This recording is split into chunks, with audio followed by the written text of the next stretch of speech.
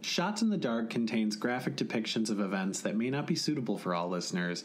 We encourage all of our listeners to be open-minded and engage in dialogue with us through any of our social media accounts or email.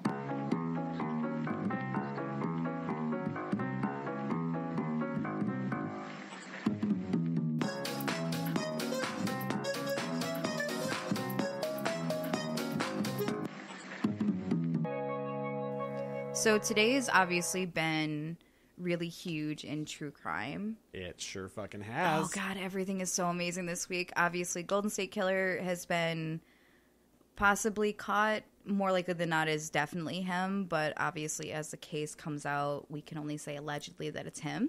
Yeah. With our air quotes and our fingers, allegedly. Right. So in order to address it a little bit, just because it's so cool and... Such a big deal. Yeah, and I've almost blown Ty's speaker out calling him this entire week, screaming into the phone about this. And she really has. We figured that we should use a shorter episode that we had to enable us to actually talk about what's been happening this week as well. Which I think it's great that now we get to release the stories that we've recorded, because they're cool stories and everything, but now we also get to inject something that's very current and a real big deal. Yeah. I also have a super fun piece of information that I just found out that relates to one of our previous episodes that I cannot wait to tell you about. Yeah, which I'm really excited about as well. I don't know how you're going to feel about it. I died a little bit inside, like a really good death, when I found out about it. I had listened to, we had talked about this a little bit the other day. I listened to My Favorite Murders bonus episode about the Golden State Killer. Yeah, which was really good. And being someone that is a sports fan, I do feel that when they had said that it's like... It's our like WrestleMania. Yeah, it's our WrestleMania. It's essentially like a Super Bowl for people that are into murder and or true crime. And it's a weird shared experience with everyone. I truly hate Twitter. I truly hate Twitter, but I've been on it more than I have ever wanted to be, so I can find out more and more information about what's happening right now, because everything is insane. Yeah, absolutely. I'm freaking dying. But we have a few things to talk about. We do. Too. I feel like because there's going to be a prolonged dialogue about, obviously, everything that we know now about them potentially catching the Golden State Killer, maybe and we should go rapist and the Visalia ransacker, and possibly someone had grouped him in with Mr. Cruel too, which is insane. I don't think that's a real possibility. I really don't. But he also might be responsible for another murder that wasn't associated with either of those, of a woman and her son.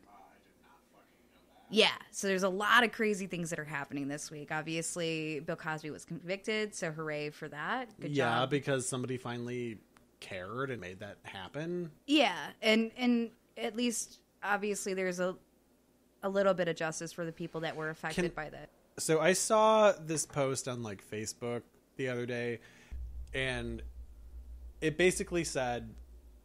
You think that all of these women coming forward are coming forward because they want to be famous, but can you name half of them? Right.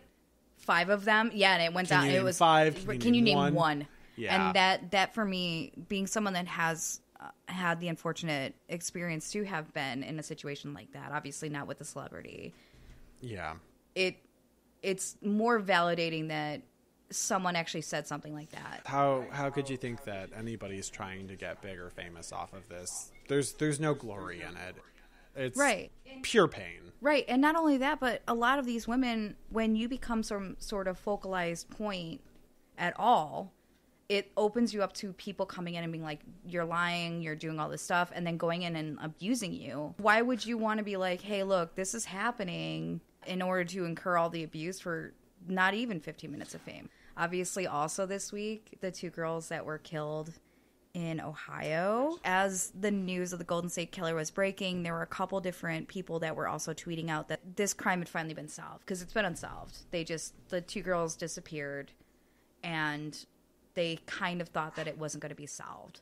So there's a lot more kind of happening with that, and I'd like to actually address it in another episode. Laura Bible and Ashley Freeman, they were both 16, and they they had disappeared, people thought they ran away, and a bunch of other things just to kind of put it in perspective. Obviously, teenagers, we know that oftentimes people just assume that they've taken flight.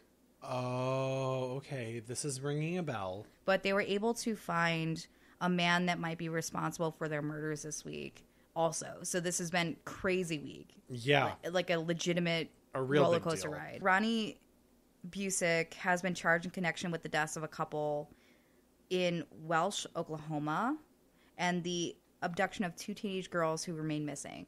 They hadn't found their bodies. They're assumed to be dead. There's also been a lot of talk about several people being also in cahoots, essentially, with him. I kind of want to do a little bit of a shout out to my amazing friend Angie. Hello, Angie, by the way. Hi, when you wrote us Angie. that nice review, I was like, Ty, she's so nice. Yeah, she's basically my entire heart and soul. What I wanted to tell you relates directly back to the last episode that was released, actually. The murder of Adrian Reynolds. That was the last episode, right? Yeah. I was talking to Angie and we were discussing one of our friends. You remember I mentioned that somebody who we both used to talk to had said that they had gone to school with those. She was friends with this girl. Angie and I were texting yesterday, and this whole thing had come up in conversation because she had listened to the episode about the murder of Adrian Reynolds, and I was like, oh, well, didn't so-and-so go to school with those girls? Don't you remember her saying that? And she was like, yeah, absolutely. I remember that because she took me to the park where they dumped Adrian's body, and she showed me the drain where they had tossed pieces of her into it. Nope. And she was really weirdly obsessed with it. But then here's the thing, is she said, and she also dated Corey Gregory. Oh, no kidding. That was the piece Obviously of this was information. before, right?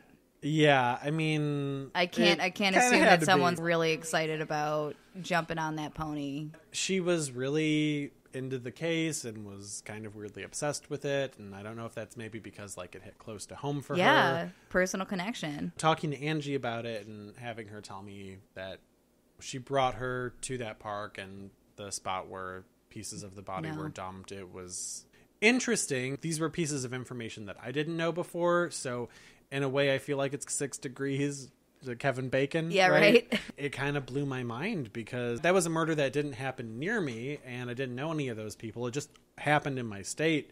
But it just goes to show you always know somebody who knows somebody. Yeah, that's crazy.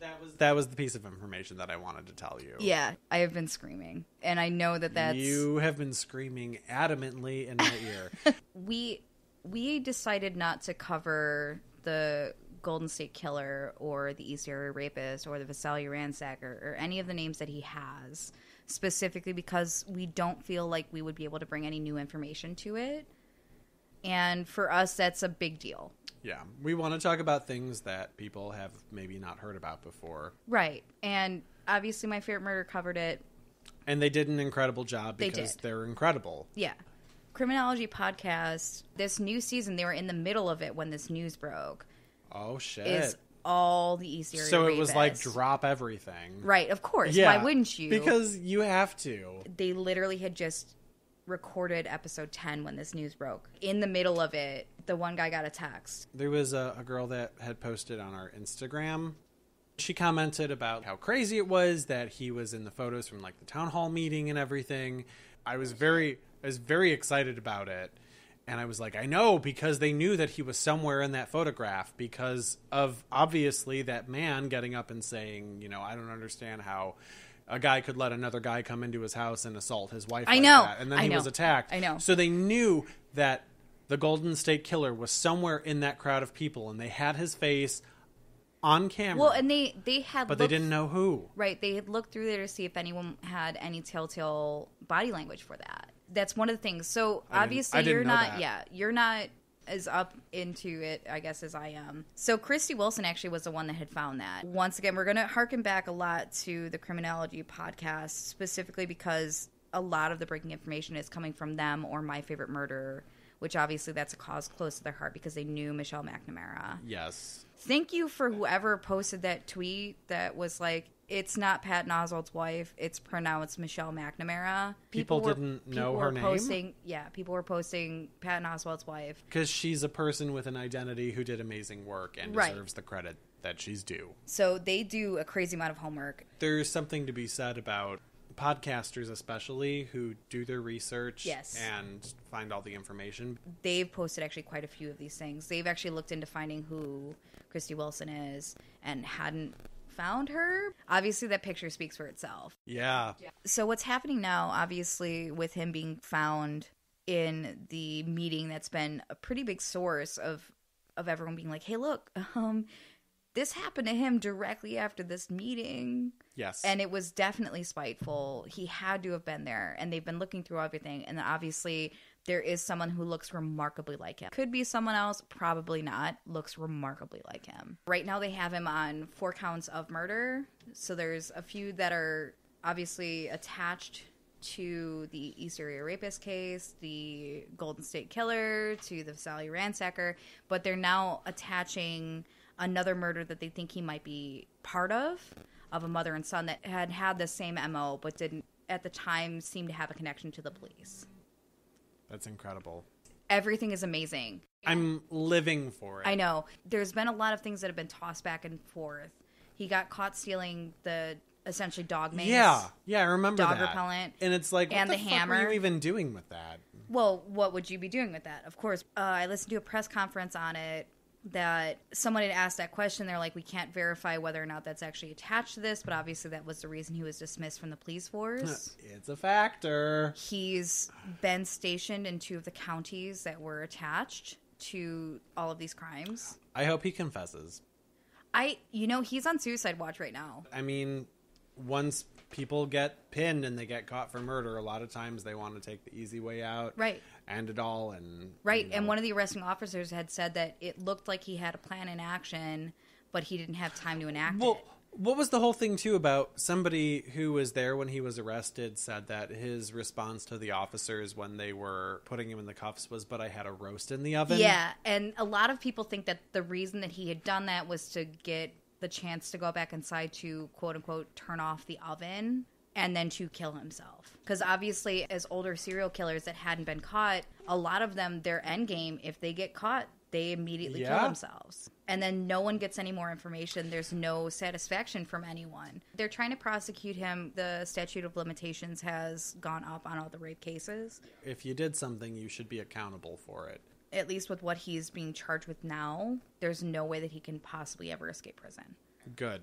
Obviously, everyone is losing their mind, especially after... Especially you calling me and screaming into my ear every other night. Right now, the thought is that he's responsible for about 14 murders and around 45 rapes. But there's no possibility that he had spent so much time not being active. So they're looking for new cases as well. Yeah, which they need to be doing because it's oftentimes after something has been done and confessions start coming out that you start to learn new information about things that you didn't realize were tied to that person. And he escalated so quickly. He sure did. He almost immediately, even when it was the Visalia Ransacker where he was just going through houses and taking items. Yeah. He then tried to abduct some man's child and then murdered the man for trying to protect his kid. So even then, it's almost immediately happening. It wasn't an oopsie because obviously he continued. So there's a couple different things that I kind of want to touch on a little bit. Obviously, since we haven't covered it, we're going to let the other podcasts that have covered it really well speak for themselves. Because there are many. And they're almost all pretty great. Yeah, absolutely. When he'd rape these women, oftentimes he would say what some people thought he said was the mommy. Bonnie thing? Yeah, it's so fucked up. Yeah, and some people thought he said Bonnie, and obviously D'Angelo was engaged to a Bonnie that, let's say, slighted him. Which we know now because... And she's talking to the DA now. We have a suspect now. Yes. So we're able to delve into his past and find out that, yeah, he was engaged to a Bonnie. Mm-hmm. So it's all suddenly making sense. But didn't a lot of people think for a long time that he said mommy? Yes, and that's what it is. they couldn't decide whether or not it was Mommy or Bonnie. It's crazy amazing. It's sliding into place like the easiest puzzle, like a 4-year-old's puzzle where it's only like 5 or 6 pieces. The only puzzle I've ever been able to solve. I think the thing that's so